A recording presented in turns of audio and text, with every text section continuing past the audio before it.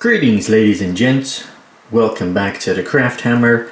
I'm your host Stefan, and in today's video we are looking at something slightly different from our usual 40k content, and instead we are going down to the depths of Necromunda and we are looking at the Orrus Spyre Hunters kit. Now, my experience with Necromunda, I do have one or two miniatures that I believe it is the Corridor Fire guys, the ones with the hats, and then I think I also got the Ambots and an Escher House Agent, which I've been using it as a stand-in for my Imperial Agents. So it's not like I haven't built any of these models before, they're not completely new to me, but none of them have been specifically for Necromunda. Now, before we get too further into the details, don't forget to subscribe to the channel, it really helps us out, and then drop a like and a comment down below. The plan is that I would like to start one or two little gangs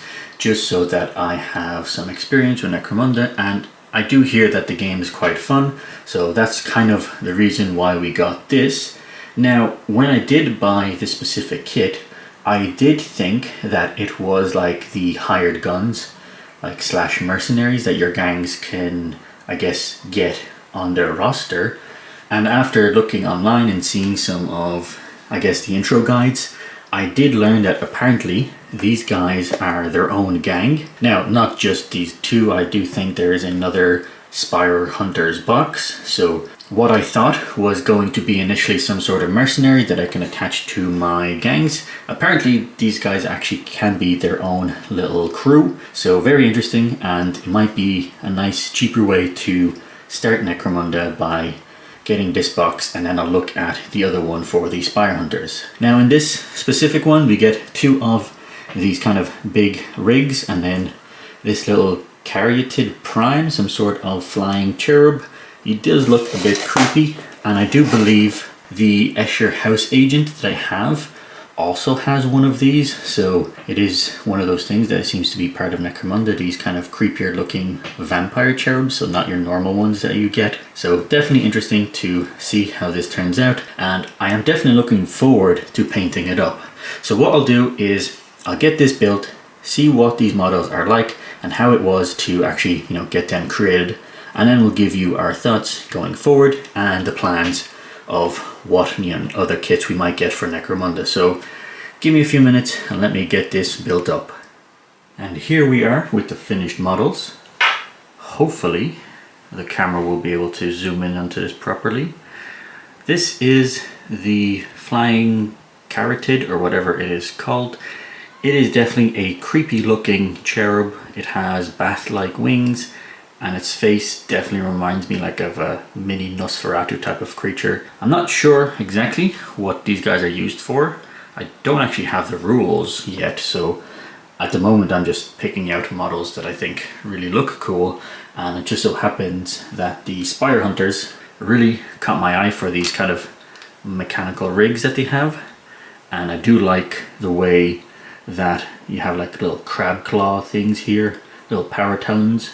Now, I'm not entirely sure what exactly each equipment does, and what I decided to do is that one of them will be the power fist with some bolters on it, so keep it fairly simple, and then the other one was the power claw, and I believe this is the Volkite, some sort of Volkite weapon, so definitely thought that they would look cool that way.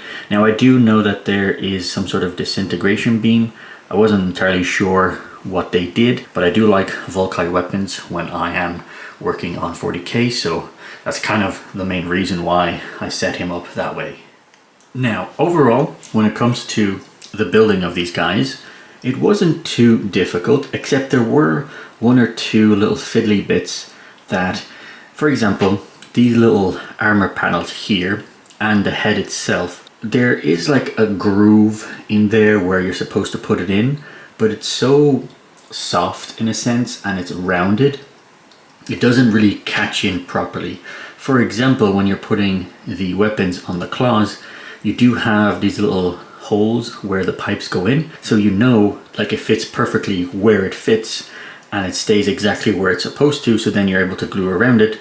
But these ones, the way that the groove inside is so smooth and circular, it does like slightly pop out a bit, and it's not like a perfect fit. For example, when you build a Space Marine, you do have those little pegs and then the little holes where the like neck is, and then you're able to put the head perfectly in the way you want it, but it also keeps it stable.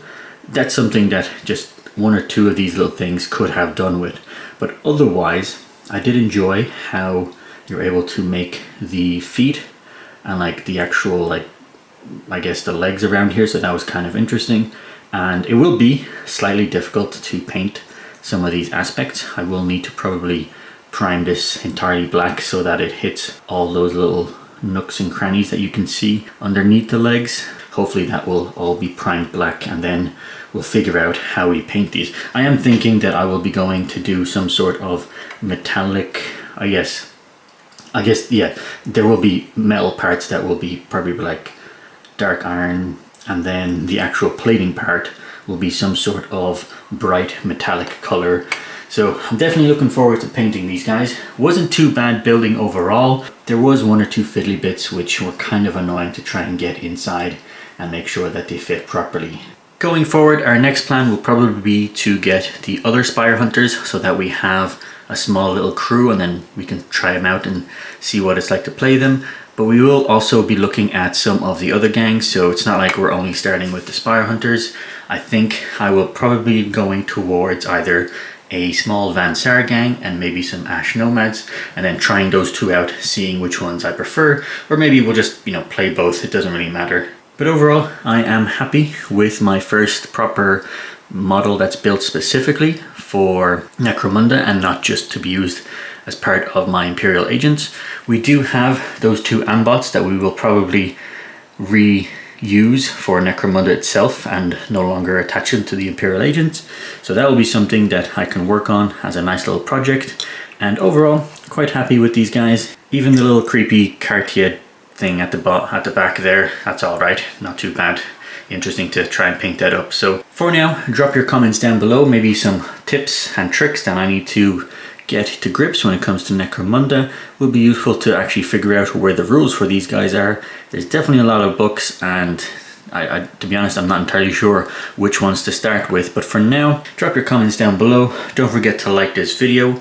We will probably do another Necromunda video in a while when one of those other boxes finally comes in. So until next time, take care, folks.